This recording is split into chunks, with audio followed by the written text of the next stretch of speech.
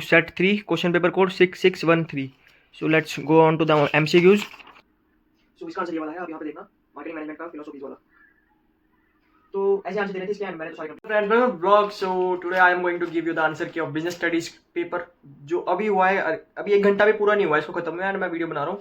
अभी देख लो टाइम हो चुका है 2:22 एंड 1:30 बजे पेपर खत्म होता है।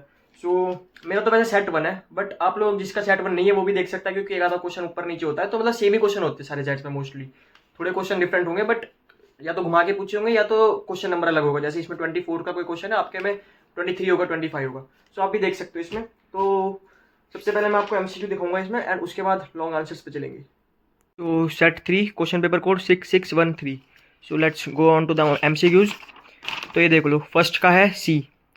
एक और बात बता देता हूँ, जिसमें मैंने ऑप्शन मतलब ABCD में जिसमें टिक करा है वो मैंने टिक करा है, और ये जो करेक्ट आंसर होगा ना इसका, वो आंसर के सामने टिक होगा, ठीक है। जैसे यहाँ पे ये करेक्ट आंसर है, वैसे तो ये दोनों मेरे सही हुए हैं, तो आप इसी तरह से देखना। तो फर्स्ट का C आंसर है, सेकंड का B है, थर्ड का D है, फोर्थ का D है, राइट। फिफ्थ का C है, सिक्स्थ का B है, सेवेंथ का A है। 7 राइट हो गए भाई मेरे। 8 का B है, ये भी राइट हो गया। 9 का D है, ये भी राइट हो गया। 10 का C है, इसमें मैंने B किया था, C हो गया, ये गलत हो गया। 11th का मैंने D लिख दिया था पहले, बट फिर याद आया कि B होगा तो B लिख दिया, and B he correct answer है इसका। तो ये D वाला मेरा ये रॉन्ग हो गया, ठीक है। मतलब रॉन्ग नहीं है, मैंने तो B कर दिया बाद में, तो करेक्ट ही आंसर है मेरा। एक्चुअली पहले मैंने D पे टिक मार दिया था इसमें, तो वो मैंने फिर गलत कर दिया, ठीक है। फिर 12 पे B है, मतलब 12 का आंसर B है, ये भी सही हो गया। यानी अभी तक एक ही गलत हुआ है। 13 का C है, ये भी सही है। 14 का A, science not rule of thumb. फिर 15 का है B, 15 का B। 16 का B, ये भी दोनों सही हो गए। 17 का B लिखा है मैंने, बट एक्चुअल आंसर D है, तो ये गलत हो गया मेरा एक। 18 का B, ये सही है। 19 का C, ये भी सही है, अरे वाह। और 20 का C, नॉइज़, ये भी सही हो गया मेरा। एंड जिसने विजुअली इम्पेयर्ड वाला करा है उसका आंसर है एनकोडिंग D। तो यहाँ तक MCQs खत्म है। अब इसके नीचे से मैं आपको आंसर्स देने वाला हूँ लॉन्ग आंसर्स के। देने से पहले आप लोग मेरे को बताना आपके MCQ कितने राइट हुए करेक्ट। मेरे तो 2 ही रॉन्ग हुए, तो मेरे 18 करेक्ट हो चुके हैं। आपके बताना कितने करेक्ट हुए हैं, एंड फिर मैं अब आपको लॉन्ग आंसर दिखाऊंगा, केस बेस्ड क्वेश्चन, सारे क्वेश्चन दिखाऊंगा कि उसमें क्या क्या करना था एंड कितना लिखना था। सो लेट्स गो। अच्छा, क्वेश्चन नंबर 21 स्टार्ट है एंड मैं आपको आंसर दिखाऊंगा लैपटॉप में, ठीक है। सो आप क्वेश्चन 21 देख लो, सोल फुटवेयर वाला है, अगर आपने पढ़ा हो तो। इसमें 2 चीज़ पूछी है, कौन सा ऑर्गेनाइजेशन स्ट्रक्चर है एंड इसके 2 एडवांटेजेस बताने हैं। तो आप आंसर पढ़ लो यहाँ पे। ये ऑर्गेनाइज स्ट्रक्चर डिविजनल स्ट्रक्चर है, रीजन इसका ये दे रखा है, and advantages product specialisation, flexibility and initiative. आप पॉज करके पढ़ सकते हो आंसर यहाँ पे। एंड ये फर्स्ट का आंसर, मतलब 21 का आंसर ये था। सो अब 22 का दिखाता हूँ। सो 22 का क्वेश्चन है ये, बट मैं इसका आंसर नहीं बताने वाला। मैंने कहा है सिर्फ केस बेस्ड क्वेश्चन बता देता हूँ, क्योंकि ये तो छोटे मोटे आंसर है, तो आपने खुद भी लिख लिए होंगे। फीचर्स ऑफ लीडरशिप हो गया, या इंप्रूव कम्युनिकेशन इफेक्टिवनेस, वो छोड़ो। सो रिया मार्ट वाला देखते हैं, इसमें कौन सा फीचर है, मतलब कौन सा फंक्शन ऑफ मैनेजमेंट है, एंड कौन से 2 पॉइंट इंपॉर्टेंस के बताने हैं। सो इसका आंसर मैं अभी लैपटॉप में खोल देता हूँ अपने। सो ये देखो, रीजन द CEO, इसका कंट्रोलिंग है, मैंने लिखा डायरेक्टिंग, तो मेरा ये आई थिंक गलत हो गया है। इसका कंट्रोलिंग है, तो ये रीजन है इसका। फिर 2 पॉइंट्स ऑफ इंपॉर्टेंस देख लो आप, इंप्रूविंग एम्प्लॉय मोटिवेशन और एंश्योरिंग ऑर्डर एंड डिसिप्लिन। सो ये तो मेरा गलत हो गया है, तो अब इसको छोड़ते हैं, अब रिग्रेट करने से क्या फ़ायदा। सो अब चलते हैं 24 भी केस बेस्ड नहीं है। 25 पे चलते हैं अब। 25 केस बेस्ड है, इको केयर वाला। सो इको केयर वाला खोलते हैं हम अभी इसमें। सो इसमें इको केयर में हमको बताना है 4 functions of marketing that carried out by eco care. So 4 functions बताने। देखो मैंने लिखा है PBPL, मतलब मैंने प्रोडक्ट लिखा है, ब्रांडिंग लिखा है, पैकेजिंग लिखा है एंड लेबलिंग लिखा है। बट इसमें थोड़ा आगे पीछे है, तो एक तो देखो गैदरिंग एंड एनालाइजिंग मार्केट, ये नहीं लिखा मैंने। प्रोडक्ट डिजाइनिंग एंड डेवलपमेंट, सिर्फ प्रोडक्ट लिखा है, डिजाइनिंग एंड डेवलपमेंट नहीं लिखा। ब्रांडिंग लिखा है, प्रोडक्ट एंड लेबलिंग लिखा है। तो आई थिंक ये 4 मार्क का है, तो मेरे को 1.5 मार्क तो मिल ही जाएगा इसमें। करेक्ट ही है, वैसे आप भी अपना आंसर चेक कर सकते हो इसमें से।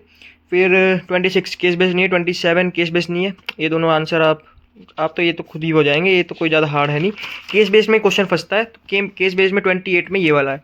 अब इसमें कैरेक्टरिस्टिक पूछा था आई थिंक, हाँ, कैरेक्टरिस्टिक ऑफ मैनेजमेंट, तो मैंने लिखा है MS, मतलब management is dimensional, multi dimensional, वो वाला लिखा था। बट लेट्स सी 28 का आंसर क्या है, GW इंडस्ट्रीज वाला। सो 28 का आंसर, हाँ देखो, characteristic of management is multi dimensional, मतलब ये मेरा सही हो गया है। मतलब अभी पूरा मैं सही नहीं मान सकता हूँ, एक बस इतना सा लिखा है मैंने। बट हाँ, इसका एक्सप्लेनेशन देख लो, इट इन्वॉल्व्स मैनेजमेंट। पॉज करके पढ़ लेना आप, क्योंकि मैंने तो अब देख लिया है कितना आंसर है कितना नहीं। फिर 29 का केस बेस्ड 29 भी। तो इसमें देखो 4 मार्क का है आई थिंक, ये मैनेजमेंट इज डायमेंशनल लिखा है मैंने। सो आई थिंक 2-2.5 मिल जाना चाहिए, क्योंकि बस एक्सप्लेन ही करना था इसमें। सो नाउ 29 देखते हैं। इसमें मतलब एक्सप्लेनेशन में वो भी लिखना था कि management of operation, management of work, management of people, वो सब तो वो तो मैंने लिख दिया है। सो नाउ अब देखते हैं राजीव वाला, 29 राजीव वाला। इसमें मैंने लिखा है जनरल गाइडलाइंस और यूनिवर्सल। मतलब इसमें 2 नेचर ऑफ प्रिंसिपल पूछे थे जो अबोव केस में। अब मेरे को जनरल गाइडलाइंस वाला समझ आ गया था इसमें, बट दूसरा कुछ आ नहीं रहा था, तो मैंने खुद से याद करके यूनिवर्सल लिख दिया कि प्रिंसिपल मैनेजमेंट इज़ यूनिवर्सल। तो इसका देखते हैं 2019। सो ये देखो 29 का आंसर। सो 29 में एक्सप्लेनेशन के साथ है पूरा ये। The 2 points highlighting the nature of principle, universal applicability, ये पूरे यूनिवर्सल में होता है। टैको और सबका मार्ट में भी ये यूज़ हुआ है। फिर general guidelines, they don't provide a solution, ये वाला है। तो मेरे मतलब ये दोनों पॉइंट्स लिखे, तो 4 में से मैंने मतलब इतनी एक्सग्रेट करके नहीं लिखा ना, तो आई थिंक 2-2.5 इसमें भी मिल जाएगा मेरे को। सो अब चलते 30 पे। 30 भी केस बेस्ड है, मतलब इतने सारे केस बेस्ड है ना इसमें। तो 30 में मैंने डेलीगेशन लिखा है। अब लेट्स सी इसमें 30 में क्या है। सो 30 का आंसर है कंसेप्ट डेलीगेशन, और 3 पॉइंट्स मैंने ये तीनों लिखे हैं, एग्जैक्ट ये तीनों लिखे हैं, एम्प्लॉय डेवलपमेंट, मोटिवेशन एम्प्लॉयज और इफेक्टिव मैनेजमेंट और कंसेप्ट डेलीगेशन। तो यहाँ पे तो देखो मैंने डेलीगेशन लिखा है, और ये 3 पॉइंट्स बिल्कुल एज इट इज़ लिखे हैं मैंने। तो ये आंसर मेरा राइट हो गया। तो ये 4 मार्क का, इसमें मेरे को 3-3.5 मिल जाएंगे, क्योंकि मैंने ठीक ठाक चीज सारे पॉइंट लिखे जो इस आंसर में आ रहे हैं। ठीक है, ये देखो मोटिवेशन एम्प्लॉय, ये वो डेलीगेशन क्योंकि ये केस बेस्ड में डेलीगेशन लग रहा था। बट आप 31 पे आते, 31 मैंने छोड़ ही दिया। मतलब ऑलमोस्ट इसमें मेरे को कुछ समझ में आना, बस मैंने क्वेश्चन में से कुछ भी उठा के लिख दिया है।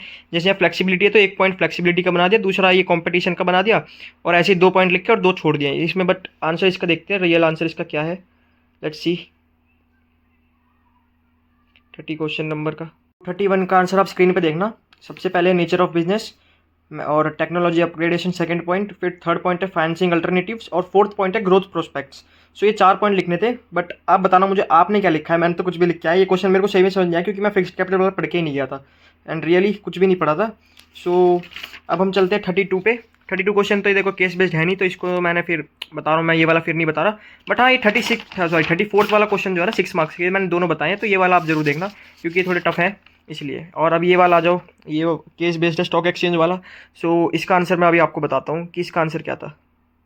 33 का आंसर है, जिसमें आपको स्टॉक एक्सचेंज के बारे में बताना था। तो इसका आंसर आप स्क्रीन पे देख लो।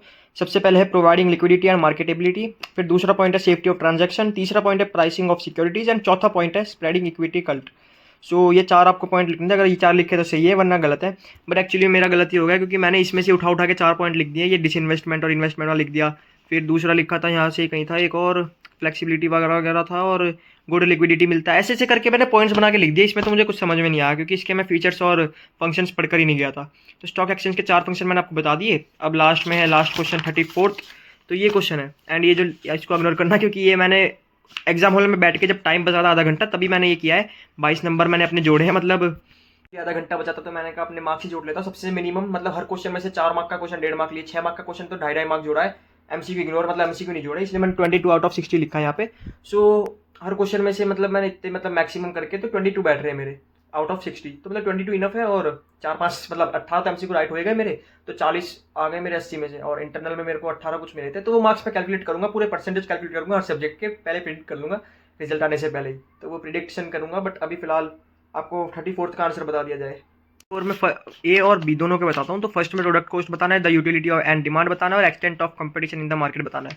सो 34th के फर्स्ट वाले का आंसर आप देख लो, product cost, utility and demand and extent of competition. Pause करके आप एक्सप्लेनेशन पढ़ लो।